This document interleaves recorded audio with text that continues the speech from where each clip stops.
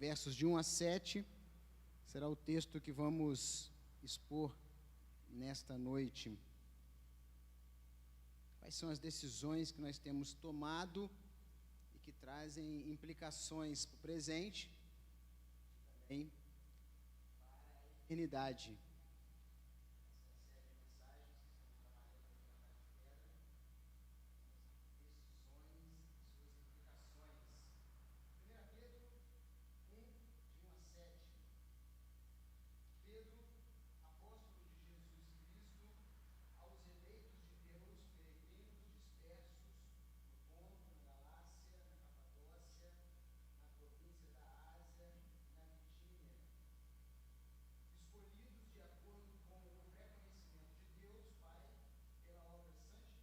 Do Espírito, para a obediência a Jesus Cristo e a aspersão do seu sangue.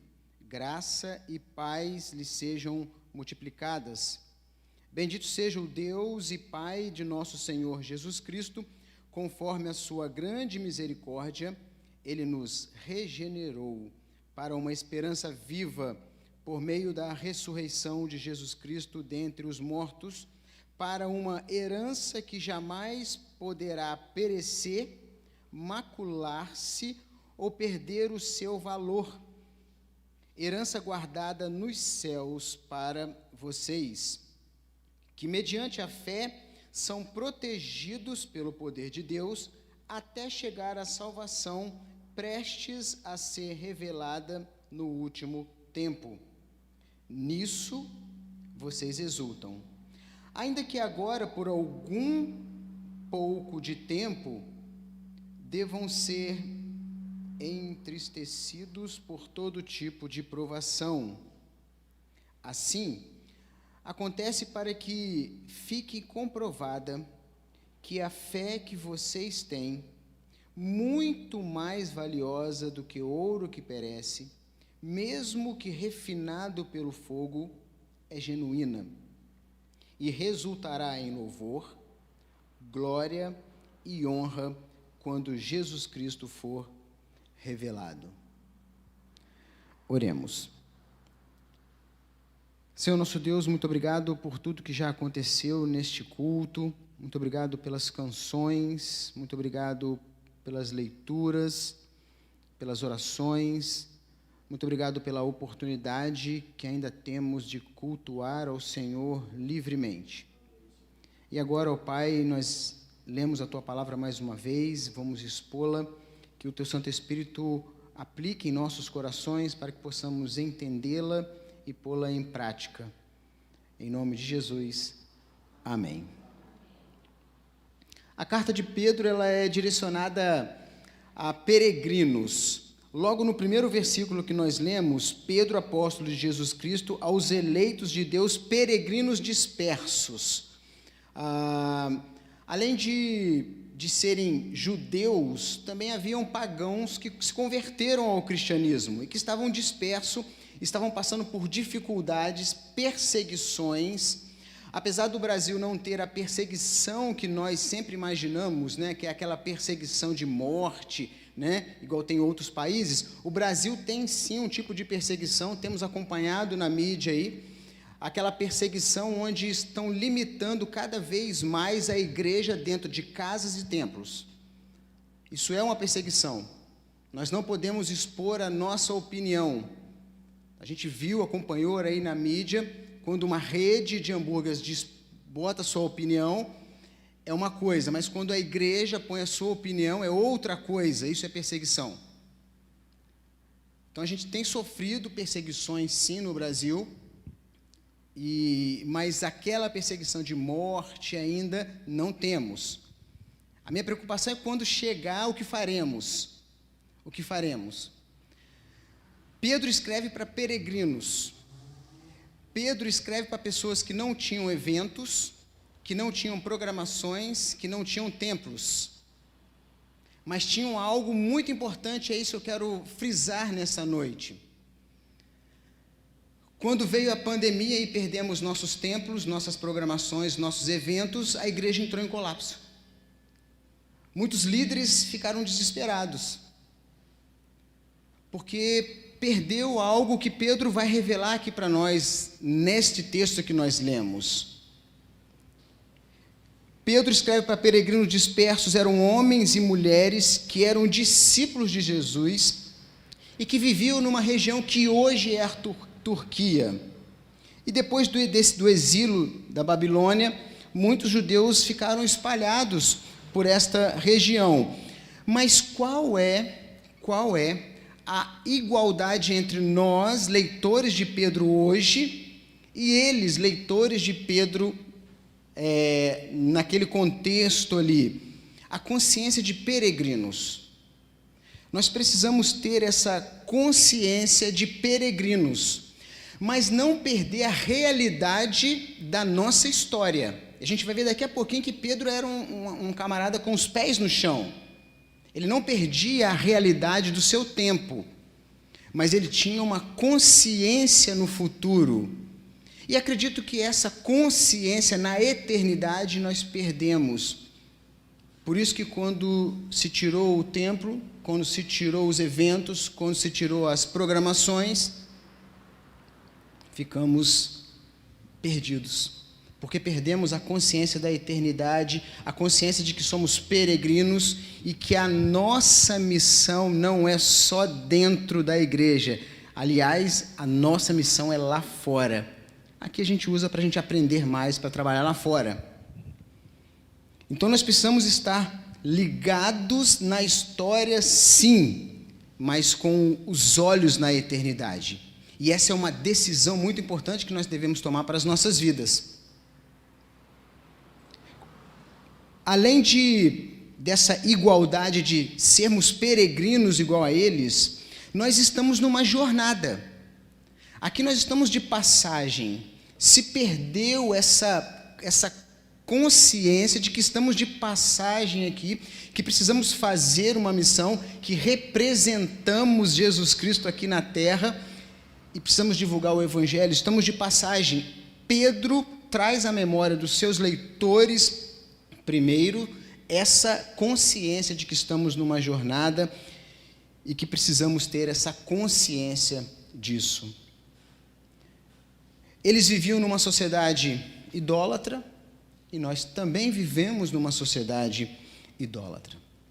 Quando nós começamos a reconhecer ou a reviver ou trazer à memória essa consciência de eternidade, nós, cristãos, estamos contra a cultura. Mas quando eu digo contra a cultura, não é que nós vamos bater de frente o tempo todo. É que quando temos a consciência da eternidade, quando nós seguimos os mandamentos de Jesus, nós vivemos o tempo todo contra a cultura. E a gente precisa resgatar essa ideia. Versículo 2. Nós e eles fomos escolhidos de acordo com o pré-conhecimento de Deus Pai, pela obra santificadora do Espírito Santo, para a obediência a Jesus Cristo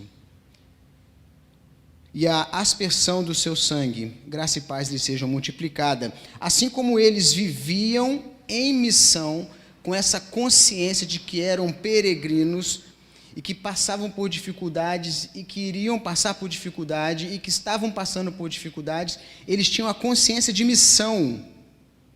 E não a missão de eventos, programações e templos, mas a missão de divulgar o Evangelho lá fora. Lembrando, e repito, eles não tinham eventos, eles não tinham templos, eles não tinham programações, mas tinham a consciência de missão. Qual é a missão da igreja? Qual é a missão de cada um de nós? Templo do Espírito Santo. E a gente precisa resgatar essa consciência, e essa é uma decisão que precisamos tomar nas nossas vidas. Uma decisão muito importante e que tem implicações. Quais são as implicações dessa decisão? Implicações no presente e também implicações na eternidade. E na chamada da série de mensagens, a gente viu que as implicações elas podem ser certas, as decisões podem ser corretas e decisões erradas, mas ambas terão consequências. E ele continua, tendo essa consciência de que somos peregrinos nessa história a caminho da eternidade. Nós perdemos aquela ideia ou a consciência de céu. Nós não pensamos mais no céu como igreja, aquele lugar onde estamos nos preparando para ir. Nós vivemos muito nesse presente, nas coisas desse mundo, e isso acabou afetando a igreja. E Pedro continua no seu argumento no verso 3: bendito seja o Deus e Pai do nosso Senhor Jesus Cristo, conforme a sua grande misericórdia, Ele nos regenerou. Nos regenerou para quê? Para uma nova vida, para um novo sentido na história. Nos regenerou para um novo senso de direção. E são essas decisões que, como igreja, individualmente falando, precisamos tomar nas nossas vidas. Precisamos evangelizar. Mesmo que a perseguição chegue daquela que nós falamos mais, de fechar realmente os templos, a igreja ainda continuará. Somos cada um de nós, espalhados, peregrinos neste mundo. Isso é confortante. Isso é reconfortante. Nós precisamos tomar essa consciência, porque quando Cristo, através do seu sangue na cruz, através da sua ressurreição, como diz o verso 3, dentre os mortos, quando Ele nos regenerou, é para isso, para fazermos essa obra. E é interessante que quando nós tomamos essa decisão de ter, em todos os dias da nossa vida, essa consciência da eternidade e que somos peregrinos, nós começamos a perceber as dificuldades das pessoas. Nosso coração, os nossos olhos estão mais abertos para as dificuldades do ser humano. Nós temos sempre uma palavra de conforto, de consolo, quando alguém chega perto de você e desabafa alguma situação. Quando você está com essa consciência, com os pés na história, mas com a consciência da eternidade, a evangelização é algo natural na sua vida.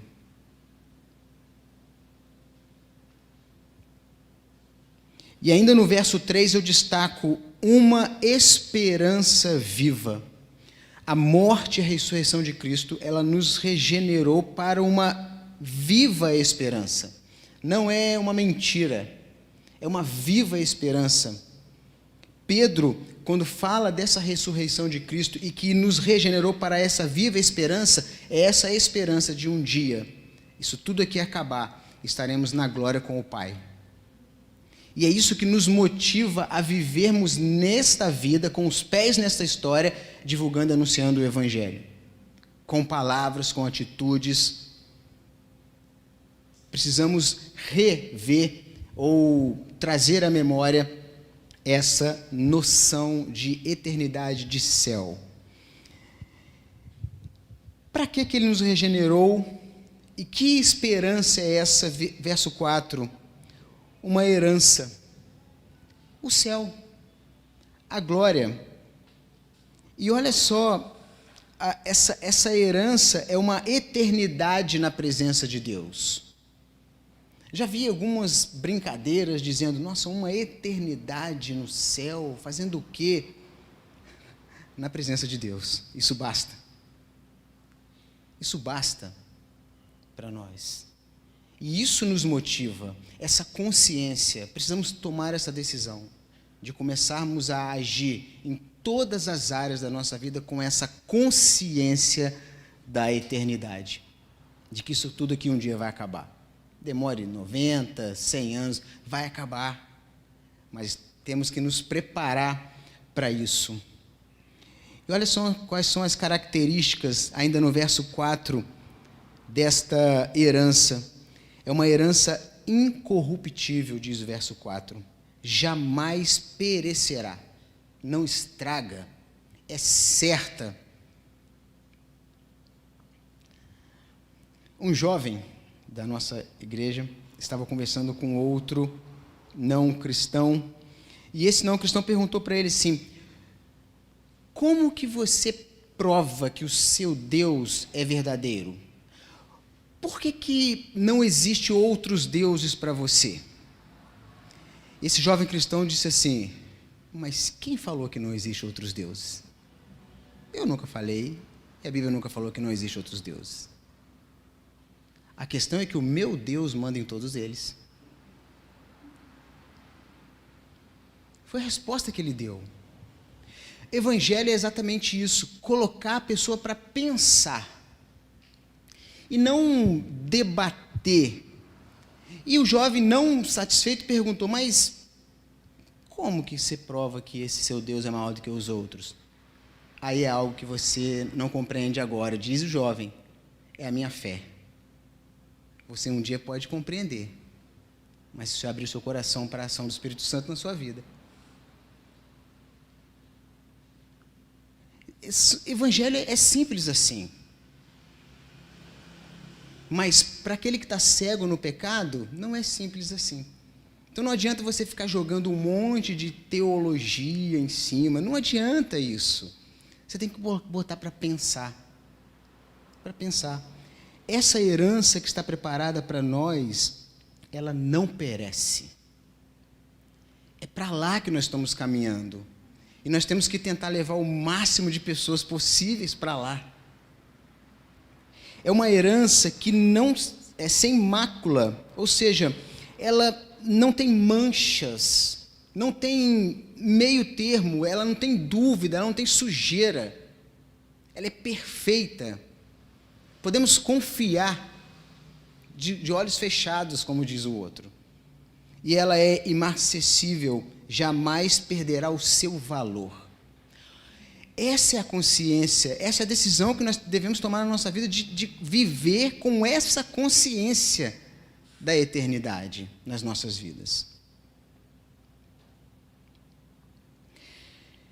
Se a sua esperança está nesta terra, neste mundo, no seu trabalho, na sua casa, se a sua esperança de evangelização está nesta vida, vem uma pandemia e tira tudo, você fica perdido.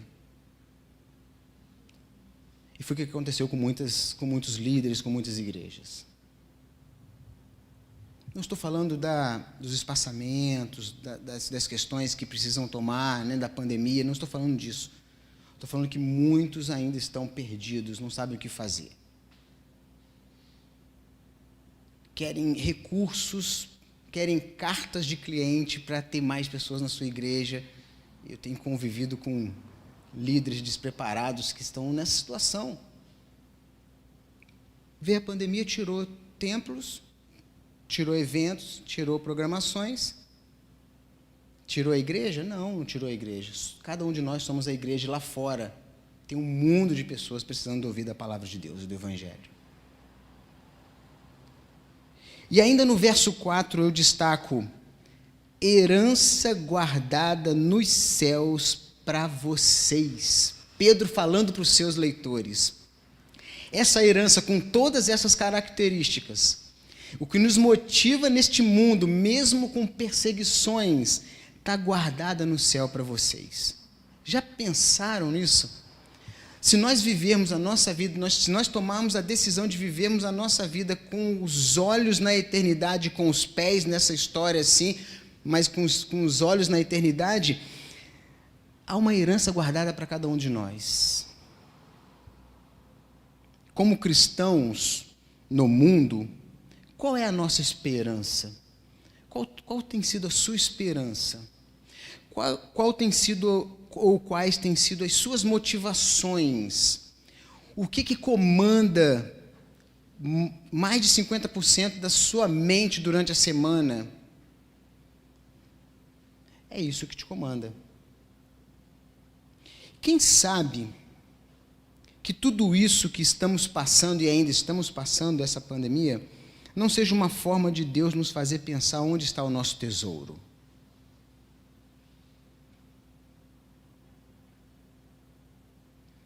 Rodney, tem uma canção do Vencedores por Cristo que nós vamos cantar, será projetada. Nós perdemos essa noção desse nosso tesouro, vencedores por Cristo. Vamos cantar? Com certeza todos conhecem.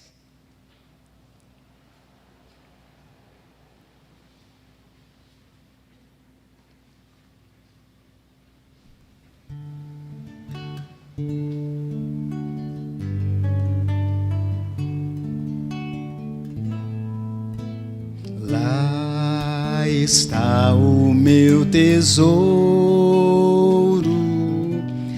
lá onde não há choro, onde todos cantaremos juntos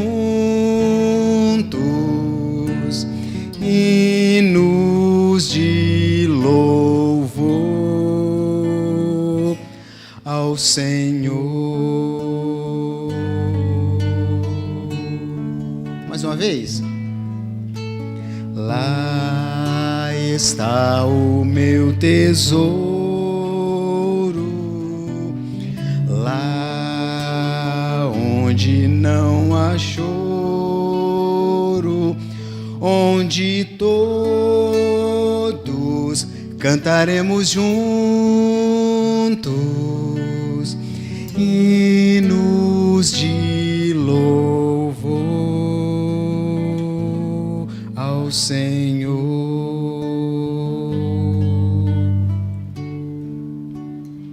Aleluia. Aleluia.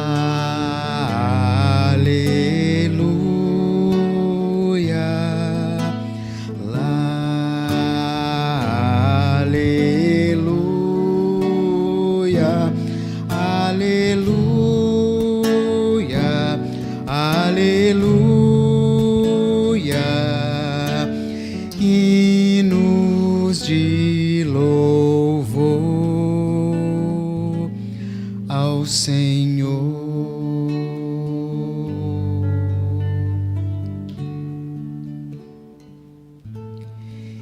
E Pedro continua no verso 5.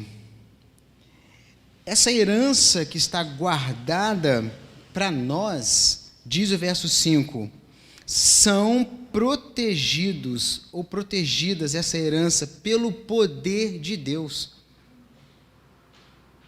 Não é qualquer pessoa que está guardando a nossa herança. Não é qualquer pessoa que está reservando para nós uma herança. O próprio Deus, o poder do próprio Deus está guardando nossa herança, até chegar a salvação prestes a ser revelada no último tempo. Deus tem a nossa herança guardada. E a gente pode fazer uma aplicação disso. Sabe aquele momento que você passou por dificuldade de, por exemplo, um amor não correspondido, ou de um reconhecimento não alcançado, ou uma realização, uma satisfação que você não alcançou? No céu teremos tudo isso, porque Deus está guardando para nós. Mas precisamos tomar a decisão de termos essa consciência agora, nessa história, em tudo que você faz. É disso que Pedro está falando. A gente vai chegar daqui a pouquinho num ponto que mostra que Pedro era uma pessoa realista, ele estava com os pés no chão. Olha o verso 6. Nisto vocês exultam, nisso que nós acabamos de mencionar, nesta herança guardada, e o próprio Deus está guardando isso, essa consciência de céu que vocês, os leitores de Pedro, e nós somos leitores de Pedro, vocês precisam se alegrar nisso. Agora Pedro com os pés no chão, ainda que agora, por um pouco de tempo, esse pouco de tempo é 80, 90 anos, 100 anos, alguns chegam lá, pouco tempo devam se entristecer por todo tipo de provação. Então Pedro não era um camarada com a cabeça no mundo da lua. Ele sabia das dificuldades, e nós sabemos das nossas dificuldades. Sabemos do momento que estamos passando com essa pandemia, tirando a pandemia, sabemos o momento que estamos passando na política, essa coisa louca, e nós somos a parte fraca da situação. Sabemos o momento que o mundo está passando, Nós sabemos, nós temos essa consciência e precisamos ter essa consciência.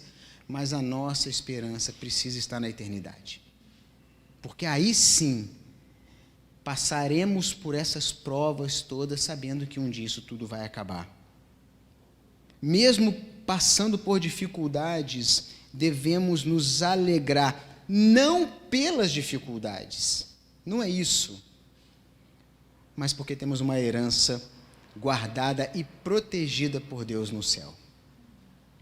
E aí Pedro termina nos mostrando o motivo disso tudo. Por que tudo isso acontece com vocês, leitores? Nós somos leitores.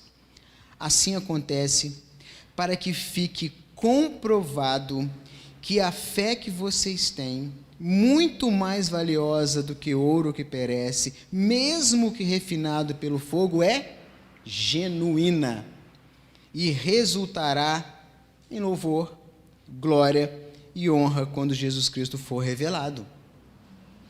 Pedro aqui nos dá um consolo. Tudo que nós passamos é para provar a nossa fé. Todas as dificuldades que nós passamos é para provar a nossa fé, se verdadeiramente somos fiéis a Deus. Quantos e quantos crentes fiéis estão passando por dificuldades? Não porque eles estão com menos fé do que a gente, porque a situação social está assim, isso é uma realidade. Mas a nossa esperança não está neste mundo. Nossa esperança está no céu. Tudo é para comprovar que nossa fé é legítima, genuína, e tudo deve gerar honra, glória a Deus na revelação de Jesus Cristo. Para pensarmos, a maneira como estamos respondendo aos problemas atuais repercutirá no futuro, na eternidade. E para a gente colocar em prática, precisamos tomar a decisão de resgatar a consciência de peregrinos. Nosso tempo aqui é curto. Precisamos resgatar, ou precisamos tomar a decisão de ansiar pela herança que está guardada no céu para nós. Desejar mesmo o céu. Precisamos tomar a decisão de responder às provações, às dificuldades que nós passamos, de forma que Jesus Cristo seja glorificado. Que Deus nos abençoe. Oremos.